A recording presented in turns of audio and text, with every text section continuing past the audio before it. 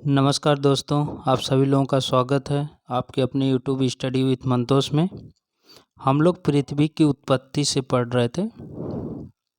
पृथ्वी की उत्पत्ति, और इसमें हम लोग वैज्ञानिक संकल्पना देख रहे थे। वैज्ञानिक संकल्पना में आज हम लोग जेम्स जीन्स की ज्वारीय परिकल्पना देखेंगे। ज्वारीय परिकल्पना किसकी है? तो जेम्स जीन्स की। ठीक, इसे इंग्लिश बोलते हैं tidal hypothesis of James Jeans. ठीक, आइए देखते हैं इनका मत क्या है पृथ्वी की उत्पत्ति से संबंधित। देखिए, सौर मंडल की उत्पत्ति से संबंधित ज्वारीय परिकल्पना का प्रतिपादन अंग्रेज विद्वान सर जेम्स जीन्स ने सन 1919 ईस्वी में की थी। ये कौन थे? तो ये अंग्रेज थे। ठीक, और ये अपना प्रतिपादन 1919 में किया था। ये जो परिकल्पना दिए थे ये 1919 में दिए थे जेम्स जीन्स। ठीक, आगे, यह ज्वारीय परिकल्पना आधुनिक परिकल्पनाओं तथा सिद्धांतों में से एक है जिसे अन्य की अपेक्षा अधिक समर्थन प्राप्त है। अभी तक जितने लोगों का हम लोग परिकल्पना देखे हैं उनमें सबसे अधिक समर्थन इन्हीं को मिला है, जेम्स जीन्स को। ठीक, अपनी संकल्पना की पुष्टि के लिए जीन्स कुछ तथ्यों को स्वयं मानकर चले हैं। ठीक, इस प्रकार ज्वारीय परिकल्पना प्रतिपादक द्वारा कुछ कल्पित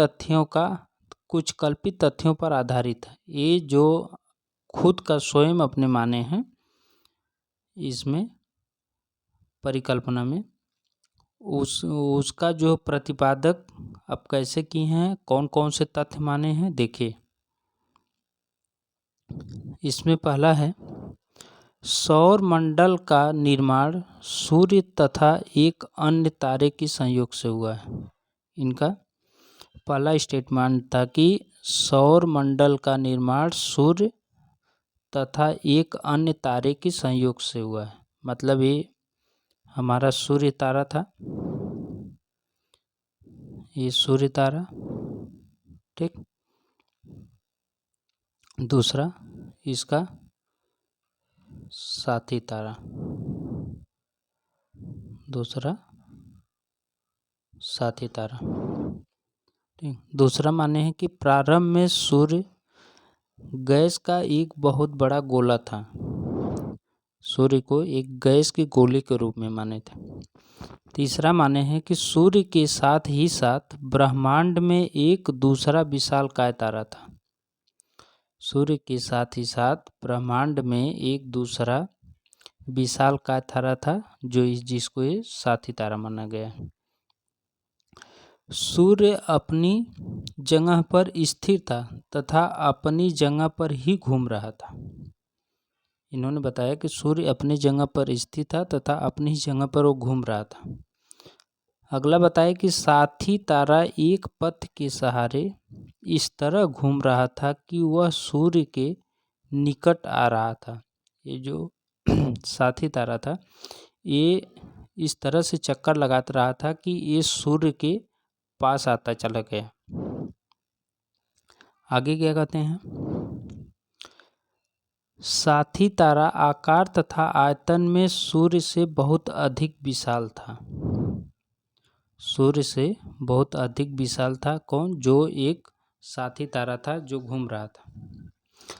पास आते हुए तारे द्वारा ज्वारीय शक्ति, पास आते हुए साथी तारे द्वारा ज्वारीय शक्ति का प्रभाव सूर्य के बाहर भाग पर पड़ा था। साथी तारा निरंतर एक पथ के सहारे सूर्य की ओर अग्रसर हो रहा था। जिस कारण साथी तारे की आकर्षण शक्ति द्वारा वायव्य ज्वार का प्रभाव सूर्य के बाह्य भाग पर पड़ने लगा।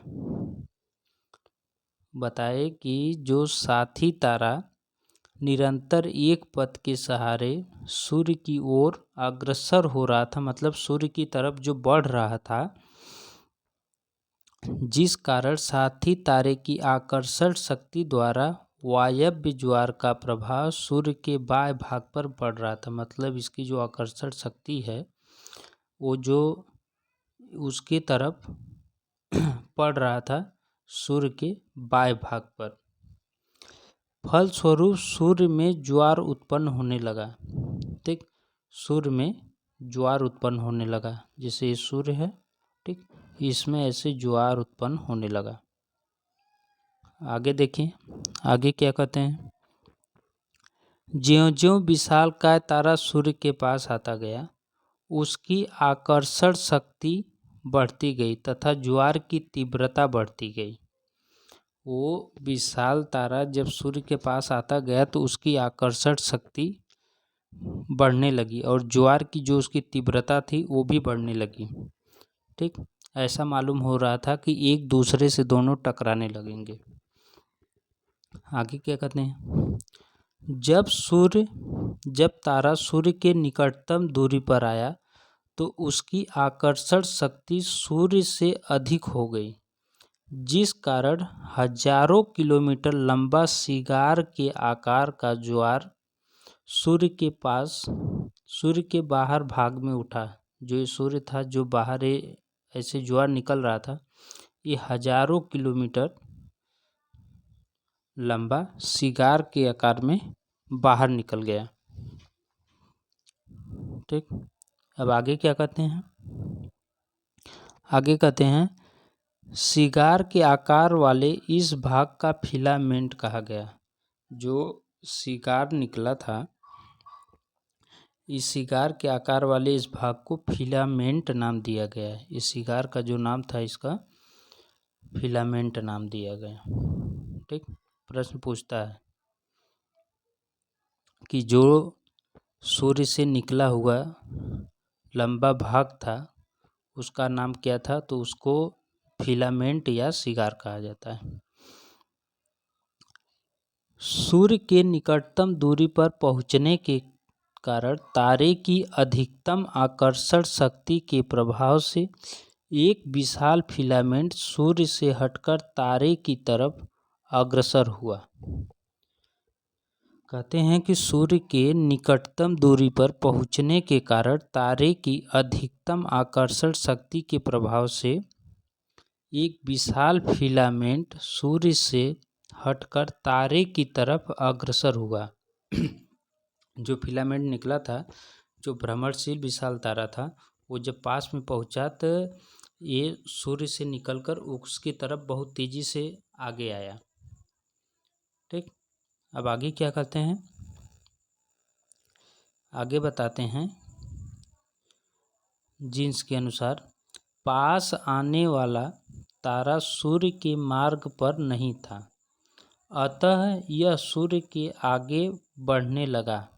इस प्रकार तारे के दूर निकल जाने के कारण फिलामेंट तारे के साथ न जा सका, वह सूर्य के चारों ओर परिभ्रमण करने लगा। ठीक, वो इतना तेजी में था, जो विशालकाय तारा था, कि वो इतना तेजी से आगे निकला कि जो ये ज्वार निकला था फिलामेंट, वो उसके साथ नहीं चल सका। इसलिए वो सूर्य का जो है चारों तरफ चक्कर लगाने लगा। अभी फिगर के माध्यम से समझाएंगे पूरा। कुछ समय पश्चात साथी तारा सूर्य से इतना दूर चला गया कि पुनः कोई फिलामेंट सूर्य से अलग नहीं हो सका। वो इतना दूर चला गया कि दोबारा कोई फिलामेंट उसमें से वापस नहीं निकला। किसे? सूर्य से। आगे चलकर सूर्य से निकला हुआ ज्वारीय पदार्थ सिगार के आकार में लंबा हो गया। वो सिगार के रूप में लंबा हो गया, जिसका मध्य भाग अधिक मोटा या चौड़ा तथा दोनों किनारे वाले भाग अत्यधिक पतले थे। किनारों के पतला होने का मुख्य कारण साथी तारे तथा सूर्य की आकर्षण शक्ति का प्रभाव ही बताया जाता है। ठीक, अब देखिए, अब इसके बारे में फिगर से देखते हैं। उन्होंने बताया कि एक तारा सूर्य था, एक तारा सूर्य, ठीक, एक तारा सूर्य था और एक भ्रमणशील तारा, एक भ्रमणशील तारा, ठीक। ये कौन था? ये विशाल का सूर्य तारा, ठीक। और एक ये हमारा सूर्य तारा। ये हमारा जो सूर्य तारा था, बता रहे थे कि ये स्थिर था। उसका एक साथी तारा था जिसे विशालकाय तारा बोला गया। ये भ्रमण कर रहा था। जब ये भ्रमण कर रहा था ऐसे, तो जैसे जैसे भ्रमण करता गया ये सूर्य के पास आता गया। जब सूर्य के पास आता गया तो सूर्य से इस तरह से एक ज्वार निकला, जैसे चंद्रमा जब आकर्षित होती है उस समय जब महासागरों से जैसा ज्वार उठता ऊपर, उस तरह से इससे भी ज्वार निकला। ऐसे ज्वार निकला। ये ज्वार जो है ये इसके पास आता गया। किसके? विशालकाय तारे के। विशालकाय तारे की आकर्षण शक्ति इतना अधिक थी कि ये इसे अपनी तरफ खींचा। जब ये इसे अपनी तरफ खींचा, ठीक, तो इसकी तरफ बढ़ा। जब ये इसकी तरफ बढ़ा तब तक ये जो विशालकाय तारा था, ये जो विशालकाय तारा था, ये जैसे ही ये ज्वार ऐसे आया इसकी तरफ, तब तक ये आगे निकल गया। जब ये आगे निकल गया इससे, तो ये इसका साथ नहीं दे पाया। जब ये ज्वार इसका साथ नहीं दे पाया फिलामेंट, तो ये क्या किया कि ये जो सूर्य से निकला था, यही सूर्य के चारों तरफ ऐसे चक्कर लगाना शुरू कर दिया। ठीक, यही जो है सूर्य के चारों तरफ चक्कर लगाना शुरू कर दिया। इनका कहने का मेन मतलब यही था। अब देखिए आगे क्या कहते हैं। आगे कहते हैं कि इसका जो दोनों भाग, किनारे वाला जो भाग था, देखिए बताते हैं कि इसका जो किनारे वाला भाग था वो इस तरह से था।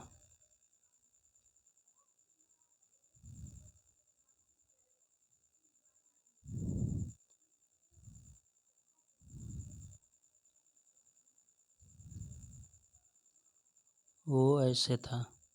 ठीक, ये बताए कि ये जो दोनों किनारे वाला भाग था, ये और ये पतला था।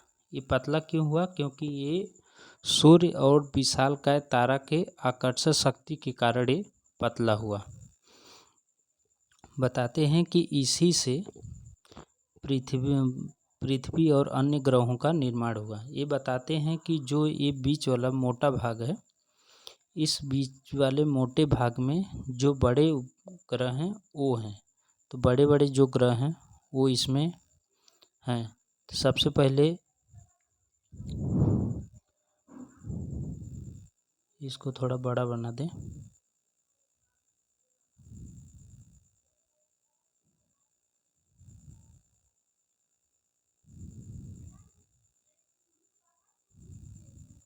ये है इसका भाग। बताए कि यहाँ पे छोटे ग्रह, ठीक, फिर उससे बड़े ग्रह, फिर उससे बड़े ग्रह, ठीक, फिर उससे बड़े ग्रह। लेकिन यहाँ पे छोटा ग्रह मंगल हो गया। फिर एक जो एकदम बीच वाला ये भाग था, एकदम बीच में ऐसे मोटा, सबसे बीच का जो ये मोटा भाग था, इसमें सबसे बड़ा ग्रह। फिर इससे छोटा, फिर इससे छोटा, फिर इससे छोटा। बताया कि इस तरह से ग्रह जो है एकदम सही बैठता है। अच्छा, ये तो बात सही है, इस तरह से सही बैठता है, लेकिन फिर भी मैटर ये फंस गया कि बुध से बड़ा शुक्र है, शुक्र से बड़ा पृथ्वी है, तो पृथ्वी से बड़ा बुध होना चाहिए, तो बुध क्यों छोटा है? उसके बाद मान लीजिए सबसे बड़ा बीच वाला जब भाग है तो बीच में सबसे बड़ा बृहस्पति है, फिर शनि है, फिर अरुण है, फिर वरुण। बीच में जो ये एस्ट्रॉयड हैं, छोटे छोटे एस्ट्रॉयड, ठीक, अवांतर ग्रह, बीच में जो छोटे छोटे हैं अवांतर ग्रह, ये हैं बीच में अवांतर ग्रह। लेकिन इसके बारे में जेम्स नहीं बता पाए। जब इसके बारे में वो नहीं बता पाए तो उनका इस सिद्धांत को नकार दिया गया, ठीक। जब इस सिद्धांत को नकार दिया गया तो उनका एक चेला था जेम्स जीन्स का जो चेला था, तो वो इसका खोज किया। जब वो खोज किया तो वो पाया कि ये जो छोटे छोटे अवांतर ग्रह यहाँ पे हैं एस्टेरॉयड, अगर इनको मिला दिया जाए किस में, मंगल ग्रह में, जब इस मंगल ग्रह में इसको मिला दिया जाएगा तो ये भी पृथ्वी से बड़ा हो जाएगा, ठीक, ये भी पृथ्वी से बड़ा हो जाएगा। लेकिन उस समय ये सिद्ध नहीं कर पाए, इसलिए इसको नकार दिया गया। लेकिन ये जो है ग्रहों के ऊपर एकदम सटीक बैठता है, ठीक। अब आगे देखिए, इस परिकल्पना में संशोधन किए थे जेफरीज महोदय ने। इस परिकल्पना में संशोधन कौन किए थे? तो जेफरीज महोदय ने किए थे, ठीक, जेफरीज। और लोग बताते हैं कि जेम्स जीन्स और जेफरीज की ये ज्वारी परिकल्पना है, सही है, क्योंकि ये 1919 में दिए थे और ये 1929 में संशोधन किए थे, इसलिए इनका भी नाम उसमें जोड़ दिया जाता है। देखिए, जेफरीज ने सन 1929 में ज्वारी परिकल्पना में संशोधन किया। उनके अनुसार दो तारों, सूर्य तथा पास आता हुआ तारा, दो तारों, सूर्य तथा पास आता हुआ तारा के अलावा एक अन्य और तारा था जिसे उन्होंने सूर्य का साथी तारा बताया। अब ये बताए थे कि एक सूर्य तारा था और एक उसके पास आता हुआ तारा, इसके अलावा एक और तारा था जिसे इन्होंने सूर्य का साथी तारा बताया। बताया कि पास आता हुआ तारा इस साथी तारे की ही सिद्ध रूप में बढ़ रहा था, जिस कारण दोनों में टक्कर हो गई, फलस्वरूप कुछ भाग आकाश में बिखर गए, ठीक, बताया कुछ भाग आकाश में बिखर गए। जेफरीज के इस संशोधन के मानने पर ग्रहों की परिभ्रमण संबंधी अनेक कठिनाइयां सुलझ जाती हैं। लघु ग्रह तथा उपग्रह घनी भवन के मंद क्रिया के फलस्वरूप नहीं बने, वरन आंशिक रूप में ठोस होने अथवा तरल होने के कारण शीघ्र निर्मित हो गए। गैसों के विस्तार के फलस्वरूप शीतल होने तथा ऊपरी सतह के विकिरण द्वारा इन लघु ग्रहों तथा उपग्रहों में शीघ्र ही तरल केंद्र का निर्माण हो गया, ठीक। अब आगे, इस रूप में पृथ्वी तब तक शीतल हो गई जब तक कि वह पूर्ण रूप से तरल नहीं हो गई। इसके बाद विकिरण द्वारा उसे ऊष्मा ह्रास होने के कारण पृथ्वी के पदार्थ ठोस होने लगे तथा घनत्व के अनुसार उसमें विभिन्न मेखलाएं बन गई। ये सभी घटनाएं शीघ्रता से अल्प समय में घटित हुई। अब देखिए क्या कहते हैं। ये बताए कि एक भ्रमणशील तारा था, एक भ्रमणशील तारा था और एक हमारा तारा ये सूर्य था। सूर्य बताए कि एक और सूर्य का साथी तारा था। ये सूर्य का एक और साथी तारा था। इस तरह से एक और सूर्य का साथी तारा था। ये बताए कि ये भ्रमणशील तारा और ये जो सूर्य का साथी तारा था, इन दोनों आपस में टकराए थे। सूर्य नहीं, ये दोनों आपस में टकराए। इन दोनों को टकराने से जो इसमें से निकले पदार्थ, उन्हीं सब पदार्थों से ग्रहों का निर्माण हुआ है। सूर्य से निकले ज्वारी आकर्षण शक्ति के कारण निकले ज्वार से जो फिलामेंट था उससे नहीं हुआ था। ये बताए कि ये दोनों आपस में टकराए और इन्हीं दोनों के टकराने से निर्माण हुआ। ये जेफरीज महोदय बताए। आगे इनकी आलोचना हुई। ठीक, आलोचना क्या हुई? आलोचना ये जेम्स जीन्स की हुई। कौन किया? सबसे पहले बी लेविन के अनुसार ये बताया कि ब्रह्मांड में तारे एक दूसरे से इतनी दूर पर स्थित थे कि उनके पारस्परिक मुठभेड़ की संभावनाएं बहुत कम हैं। ये बताए थे कि ब्रह्मांड में तारे इतने दूर दूर हैं कि इनका पारस्परिक मुठभेड़ होना, मतलब इसमें टकराव होना, ये संभव नहीं है। ठीक, अगला क्या हुआ था? अगला हुआ था कि जिस विशाल तारा से सूर्य में जारी उद्वेलन हुआ, वह तारा पुनः कहाँ चला गया? इस प्रश्न का समुचित उत्तर नहीं मिल पाता है। बताते हैं कि जो ये विशाल तारा था, विशाल तारा ये जब सूर्य से टकराया तो टकराने के बाद ये पुनः कहाँ गया? दोबारा ये दिखा ही नहीं, न कभी फिर दोबारा टकराया न वापस आया। यही सब वजह से इनके सिद्धांत को नकार दिया गया और फिर एक नया जो है परिकल्पना आई। अब उसके बारे में आगे चर्चा करेंगे नेक्स्ट वीडियो में। फिर मिलते हैं नेक्स्ट वीडियो में। तब तक के लिए नमस्कार।